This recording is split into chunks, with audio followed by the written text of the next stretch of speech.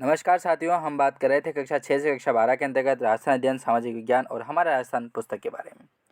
इन पुस्तकों के माध्यम से आगामी प्रतियोगी परीक्षाओं में जो भी प्रश्न पूछे जाएंगे वो इन्हीं पुस्तकों से पूछे जाएंगे, क्योंकि एनसीईआरटी जो आरबीएसई की प्रमाणित पुस्तकें हैं वो यही पुस्तकें हैं और इन्हीं पुस्तकों से प्रश्न पूछे जाएंगे 100%। तो आज हम बात करेंगे कक्षा 7 का अध्याय आता है 19वां। 18 अध्याय हमने कवर कर लिए। यदि आपने नहीं देखे हो तो प्लेलिस्ट दे रखी है मैंने डिस्क्रिप्शन में, वहाँ से जाके आप पढ़ सकते हैं। 19वें अध्याय के बारे में बात करेंगे, जिसका नाम है आधुनिक भारत में होने वाले वैचारिक परिवर्तन और समाज सुधार। इनके बारे में हमने 10 महत्वपूर्ण प्रश्नों के बारे में हमने बात की थी। आज हम बात करेंगे 11वें प्रश्न से।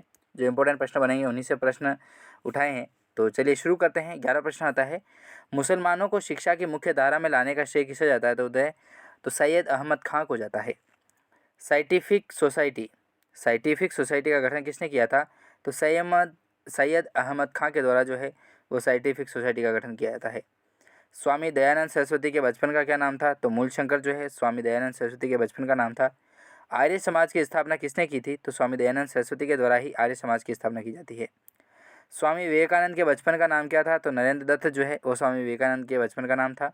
स्वामी विवेकानंद के गुरु कौन थे? तो रामकृष्ण जो परमहंस है वो स्वामी विवेकानंद के गुरु थे। रामकृष्ण परमहंस ने इन्हें क्या नाम दिया था? तो विविदिशानंद जो नाम है वो दिया गया था रामकृष्ण परमहंस के द्वारा। खेतड़ी के महाराज ने विविदिशानंद को किस नाम से संबोधित किया था? तो विवेकानंद के नाम से संबोधित किया था। ठीक है, विवेकानंद का नाम ही इस तरीके से पढ़ा है। यदि आपने विवेकानंद के बारे में यदि आपने नहीं पढ़ा है, कुछ नहीं जानते हो, तो जल्दी से जाइए, मैंने इनके ऊपर वीडियो बना रखा है। बहुत ही लगभग मैंने 60 से 70 पार्ट बनाए हैं उनके। तो आप शुरू से इनके जन्म से पहले की क्या अवधारणाएं थी वहाँ से लेकर के इनके निर्वाण की स्थिति के बाद जब इनका परलोक गमन होता है वहाँ तक की जो कथाएं हैं, जो बात है इनके बारे में जो किंवदंतियाँ हैं, वो सारी मैंने पढ़ा रखी है। तो जल्दी से जाइए, उनको भी आप देखिएगा। बात करते हैं रामकृष्ण मिशन की स्थापना किसने की थी? तो विवेकानंद के द्वारा ही रामकृष्ण मिशन की स्थापना की जाती है। थियोसॉफिकल सोसाइटी का विकास किसने किया? श्रीमती एनी बेसेंट के द्वारा किया जाता है थियोसॉफिकल सोसाइटी का विकास। बनारस विश्वविद्यालय की स्थापना किसने की थी? तो बनारस जो विश्वविद्यालय है उसकी स्थापना श्रीमती एनी बेसेंट के द्वारा ही की जाती है। नेक्स्ट प्रश्न आते हैं, 22वां प्रश्न आता है कि उदयपुर में परोपकारिणी सभा की स्थापना किसने की? तो स्वामी दयानंद सरस्वती के द्वारा ही 1883 में उदयपुर में परोपकारिणी सभा की स्थापना की जाती है।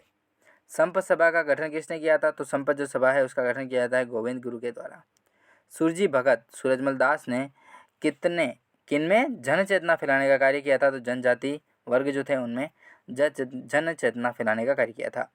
बूंदी में सती प्रथा पर रोक कब लगाई गई थी? तो 1822 ईस्वी में बूंदी पर सती प्रथा पर रोक लगाई जाती है।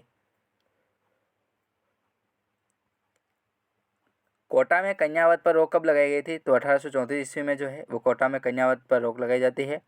जोधपुर में त्याग प्रथा पर रोक किसने लगाई थी और कब लगाई थी? तो 1841 में लगाई थी। जयपुर में मानव व्यापार पर रोक कब लगाई? तो 1847 में लगाई गई थी। उदयपुर में डाकन प्रथा पर रोक 1853 में लगाई गई थी। तो ये जो महत्वपूर्ण प्रश्न है दोस्तों, कब रोक लगाई जाती है, तो इंपॉर्टेंट प्रश्न बनते हैं यहाँ से, तो ये भी आप याद रखिएगा।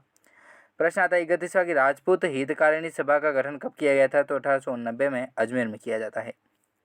फिर अंतिम प्रश्न आते हैं, 32वां प्रश्न आता है कि राजस्थान में किनके प्रयासों से बाल विवाह के खिलाफ 1929 में शारदा एक्ट बना था? तो अजमेर के जो हरविलास शारदा थे उनके द्वारा ही शारदा एक्ट का निर्माण किया गया था।